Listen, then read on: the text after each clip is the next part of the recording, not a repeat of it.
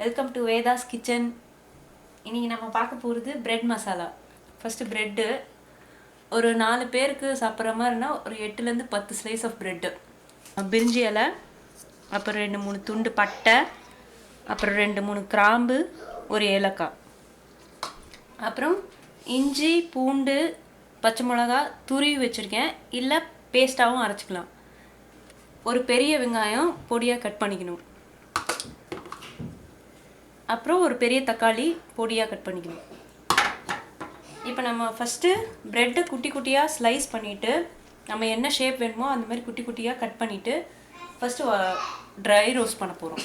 இப்போ பாருங்கள், ப்ரெட் எப்படி பொடி பொடியாக கட் பண்ணி வச்சுருக்கேன்ட்டு. இந்த மாதிரி இருந்ததுன்னா குழந்தைங்களுக்கும் கொஞ்சம் அட்ராக்டிவாக இருக்கும், ஸ்கொயர் ஷேப்ஸில் இல்லை ரெக்டாங்கிள் ஷேப்ஸில் அந்த மாதிரி. இப்போ ஃபஸ்ட்டு இதை நம்ம வறுக்க போகிறோம். பாருங்கள், இந்த மாதிரி வறுத்து எடுத்துக்கணும். அது ஏன் பண்ணுறோம் அப்படின்னா, அந்த தண்ணி பதம்லாம் கொஞ்சம் போயிடுச்சுன்னா, ட்ரையாக இருந்துச்சுன்னா ரொம்ப குழையாமல் இருக்கும். இப்போ நம்ம மசாலா ரெடி பண்ணுவோம். அதுக்கு ஒரு 3 டீஸ்பூன் எண்ணெய் விட்டுக்கலாம். இப்போ ஃபஸ்ட் நம்ம தாளிச்சிடலாம். ஆனியன் ஆட் பண்ணுவோம். பாருங்கள், வெங்காயம் கொஞ்சம் வதங்கிடுச்சு.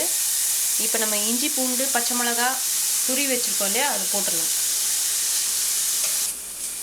இந்த வெங்காயம் நல்லா வதங்கிறதுக்கு கொஞ்சமாக உப்பு போட்டுக்கலாம்.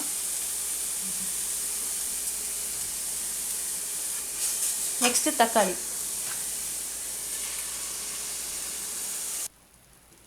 இப்போ பாருங்கள், வெங்காயம், தக்காளி, இஞ்சி, பூண்டு இதெல்லாம் நல்லா வதங்கி பச்சை வாசனை போயிடுச்சு. இப்போ நம்ம ஸ்பைசஸ்லாம் ஆட் பண்ணலாம். ஃபஸ்ட்டு மஞ்சள் பொடி ஒரு 1/4 டீஸ்பூன்,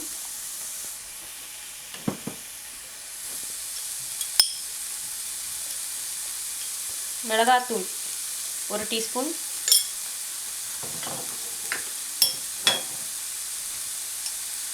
மல்லிப்பொடி இல்லை தனியா அப்படின்னு சொல்லுவாங்கள்ல, அந்த தனியாத்தூள் 1/2 டீஸ்பூன்,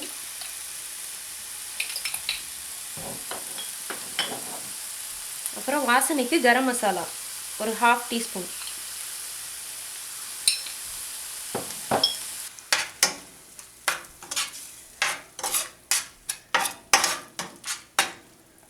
இது கொஞ்சம் வேகட்டும், அப்புறம் நான் ப்ரெட்டு போடும்போது காட்டுறேன்.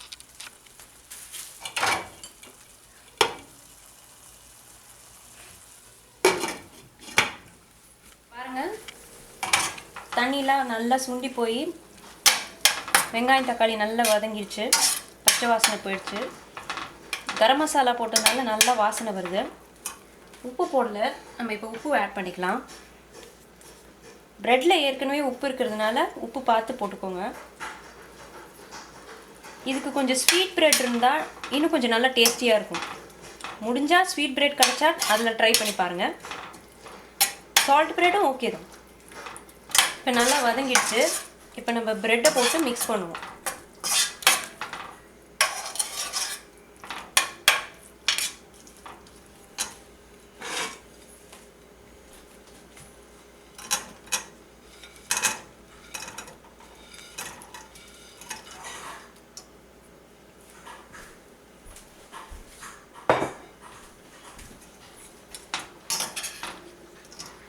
கொஞ்சம் கொத்தமல்லி, கருவேப்பிலை இதெல்லாம் ஆட் பண்ணிக்கலாம். கொஞ்சம் நல்லா வாசனையாக இருக்கும் கடைசியாக ஆட் பண்ணால். இப்போ பாருங்கள், எல்லா ப்ரெட்டு துண்டுலேயும் நல்லா கோட் ஆகிடுச்சு. இப்போ நம்ம இறக்க வேண்டியதுதான். ஆஃப் பண்ணுறேன்.